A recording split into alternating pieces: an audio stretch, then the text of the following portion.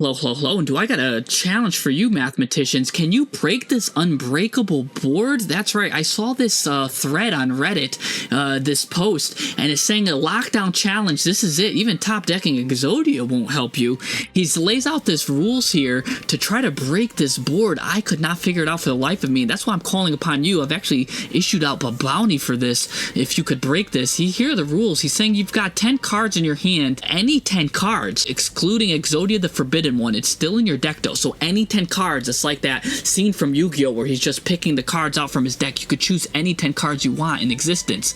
Your deck contains every card in existence, and you can arrange it in any order. So there you go. You could do, again, you could custom pick your hand. Currently you have 0 cards on your field and graveyard. It's your first turn, and he won't conduct the battle phase for 5 turns. He's currently got no cards in his hand. So that's it. This is the board right here that we're trying to break. Now, again, I offered this.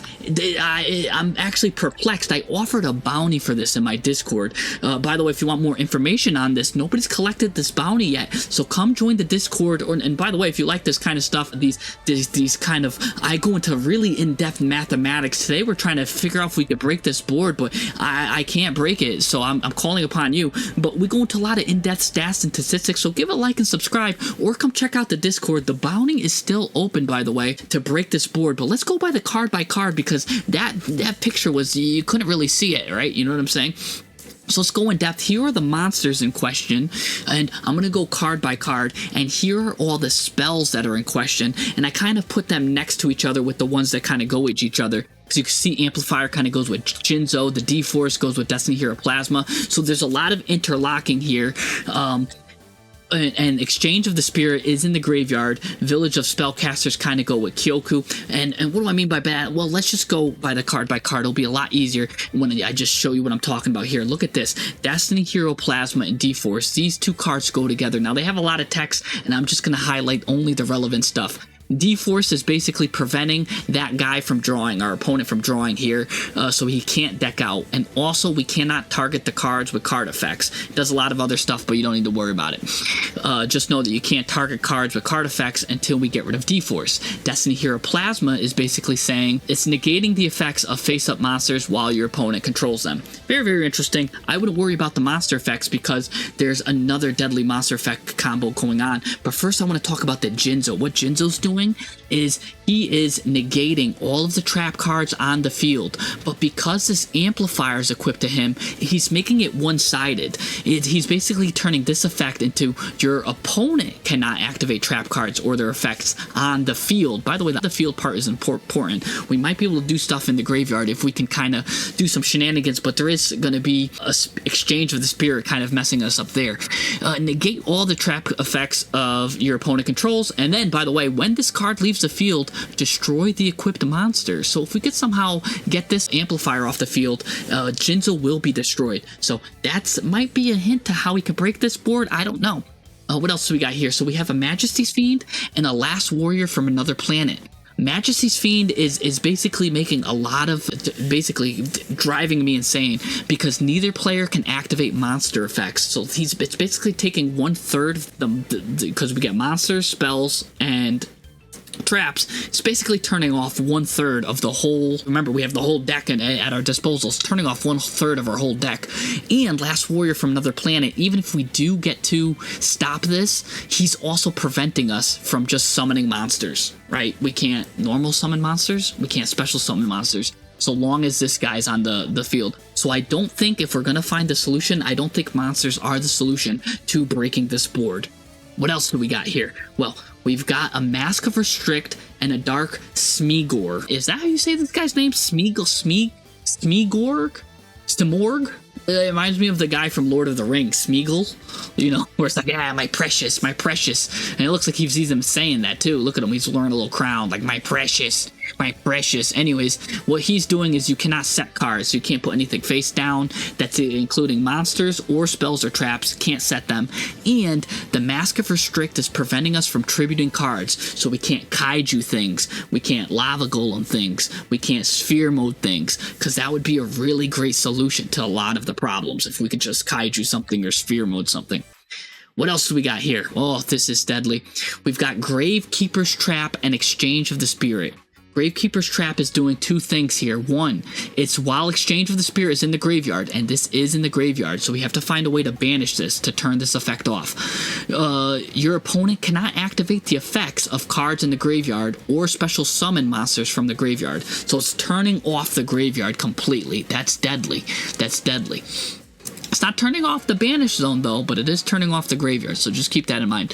You can only use blah blah blah blah during your opponent's draw phase before their normal draw. If this card is already face up on the field, which it is, declare a card name, look at that card for their normal draw, and if it was the declared card, send it to the graveyard. That's going to come into effect because of when I talk about Convulsion of Nature, so they will know what card you have and they will be able to send it to the graveyard during the draw phase. So that's pretty interesting, but good to know that we do start with 10 cards and we will be able to send cards to the graveyard because of the hand limit size. So there is stuff that way. And finally, there's these two, these two guys go together, Secret Village of the Spellcasters and Yugioh the Ghost Destroyer.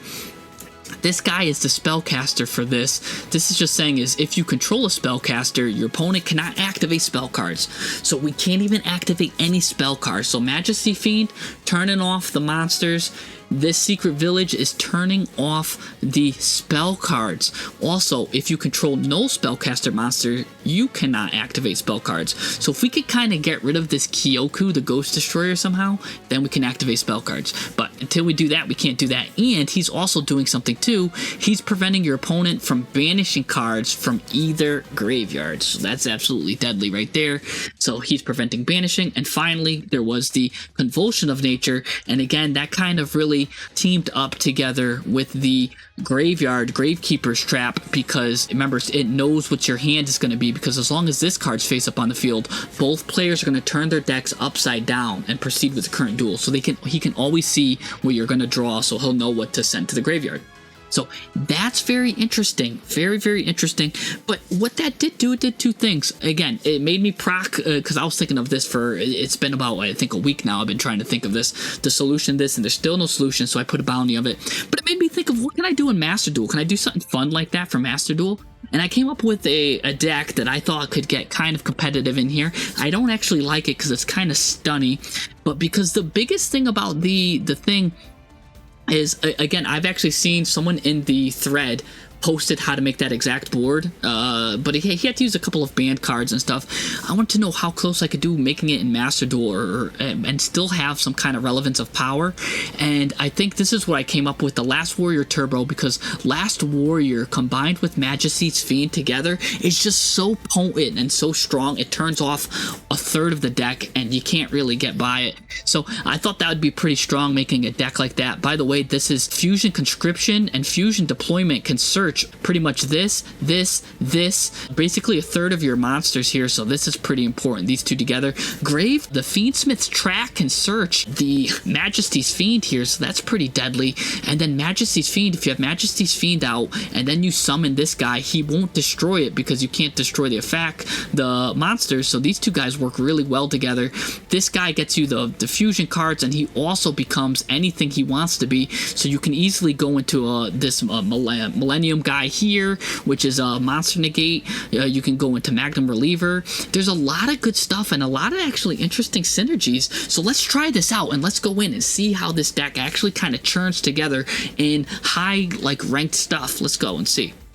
All right, we've got our friend from Japan, it looks like. I don't know how to read that name. A lot of you guys know how to read that name. He's going first. What's he going to do? He's going to start off with a giant gamble, the Cup of Ace. Heads, he gets to draw two, but tails never fails, and I'm getting tails, baby. Give me two cards. And just like that, this guy sucks. But what else is new? You know what I'm saying? I'm kind of in the diamond rank. It's the first of the month, and all we play against are chumps in the first of the month. So, but he is playing the meta deck Exodia. Pretty good deck.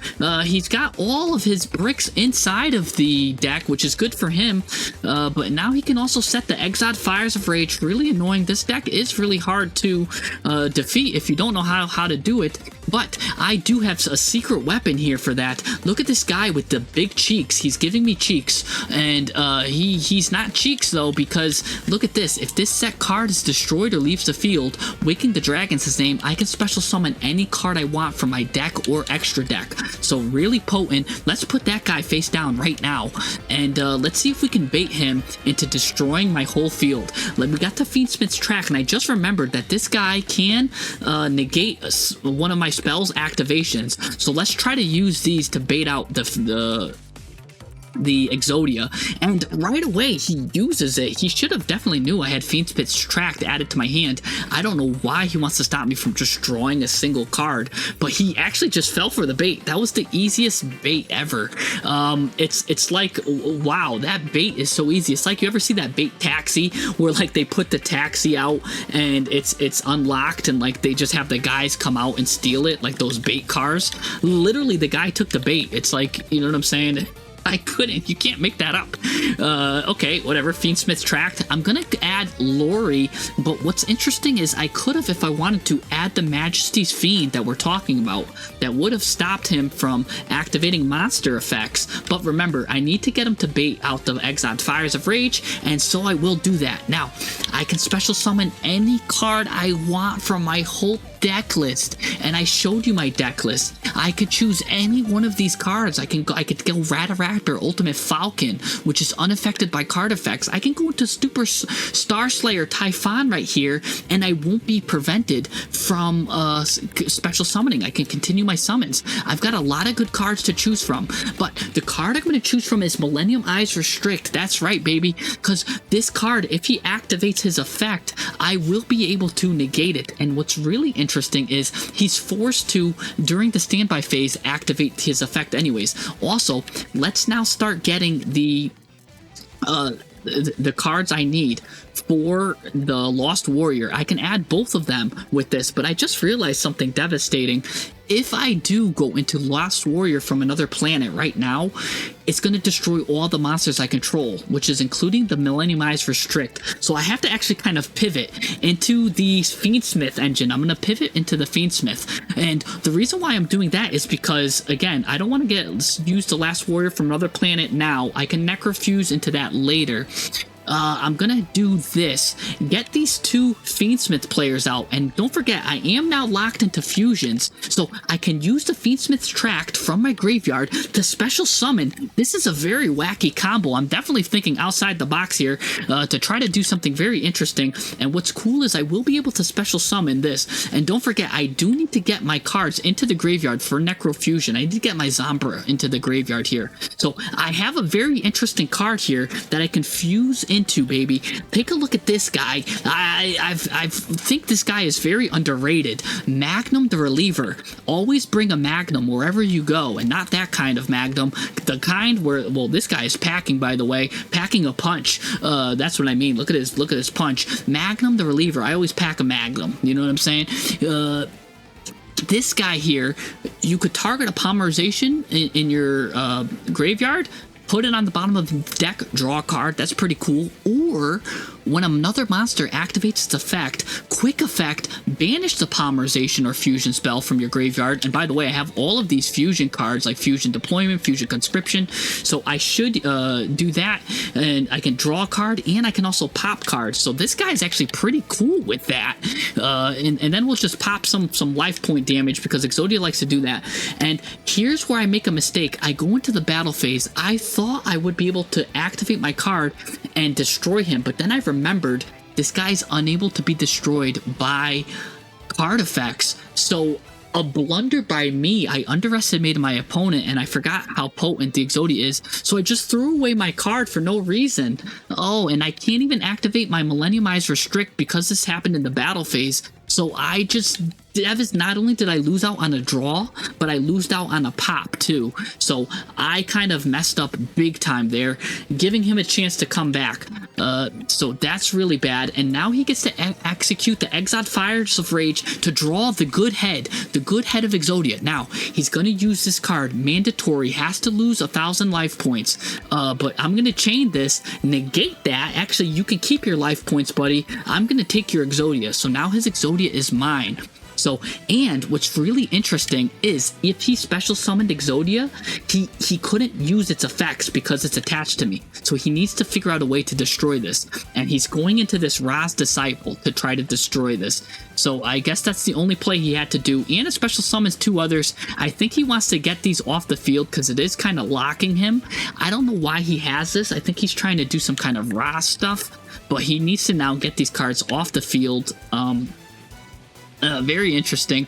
He didn't want to leave them on the field, I guess. So anyways, now we're going to add the second part of this guy, Mario Kutai right here. This guy plus the guy that's already in the graveyard, if I get them both in the graveyard, the Zomber of the Dark will be able to make the last warrior from another planet. He's going to use Infinite Impermanence on my Fiendsmith Engraver, which is annoying because that turns this off. What's funny is this guy has a negate itself. I don't know why he didn't do this. This guy can tribute himself if he activates a spell card and negate the activation and destroy it. But I don't want to risk that. So I'm just going to destroy him there and send my guy to the graveyard because I don't really need that. And what he's going to do is evenly matched me. That's interesting. Lucky for me, I sent my card to the graveyard. Imagine if I kept him. Anyways, I have to banish a card, and I get to keep my Necrofusion. All I have is the Necrofusion to my name, and that's fine if I only have that to my name. Because what does he have to his name? Oh, he's got the good head, and immediately goes into a better head. He loves giving good heads to the... Anyways, I'm going to special summon my Lost Warrior from another planet with the Necrofusion. I don't think his head is strong enough to stop it. So, now I'm preventing him from summoning anything at all. He's going to add his head from the graveyard to his hand. He's got the good head, and that's real interesting. I get another Necrofusion, so there's other cards I can go into. 4,300. I'm gonna stop that. He's gonna show me his head again. He loves showing me head, giving me head, showing me head, all of this head stuff. Either way, his turn now. He cannot summon anything, which is good. He could set it though, by the way. That's not considered a summon, and that's really interesting. That's also annoying, though, because he could keep setting monsters and delaying time. Either way, I'm going to get Edge and Chain here, and I'm going to set it myself. Destroy the good head. I'm tired of seeing his head pop up where I don't want. I don't want to see his head any longer.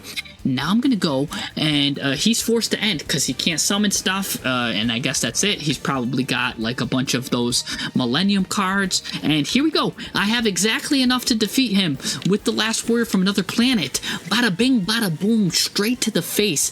What a coincidence that I had exactly enough. Drew Maxi, I didn't need it, but what's really interesting is I think we can both agree after seeing this deck in action, we can unequivocally both agree that this deck that I use sucks. My deck absolutely sucked. His deck absolutely sucked. This deck sucks. Don't use it. I can't believe I won. I got super lucky. I misplayed. He misplayed. This was just a sloppy, toppy match. Absolutely disgusting on both ends. Let's review. All right, let's review. The only reason why I won that match was because, again, my opponent fell for every trap like the Coyote or Elmer Fudd and Bugs Bunny Looney Tunes. This is as far as I got, was up to Diamond 3, and I just couldn't take it anymore. I hate playing stun decks, and I was either winning real fast, losing real fast, no real good replays except for that sloppy toppy matchup right there with the Exodia player. The deck's awful. Don't play it. But there is something interesting with the interaction. Again, I made this deck in like 10 minutes, though. It could definitely be further optimized, and you could probably get higher with further optimization, so I'll leave that there for you. But there was a really good interaction with Fiendsmith's Tract, able to draw the Majesty's Fiend. I thought that was pretty interesting, and so especially if you could special summon a monster, you can now send out Majesty's Fiend, and that right away is enough to win some games sometimes on its own. So I thought that was really interesting. I think that's the only takeaway from this video. But other than that, let's see if you can break the Unbreakable Board that was mentioned above at the beginning of the video. If you can break that board, again, the bounty's still up. Come claim the bounty. And by the way, if you like this kind of stuff, like math, statistics, and just some fun videos, have a good time, come join the Discord, like, subscribe, and I'll see you guys next time. Peace.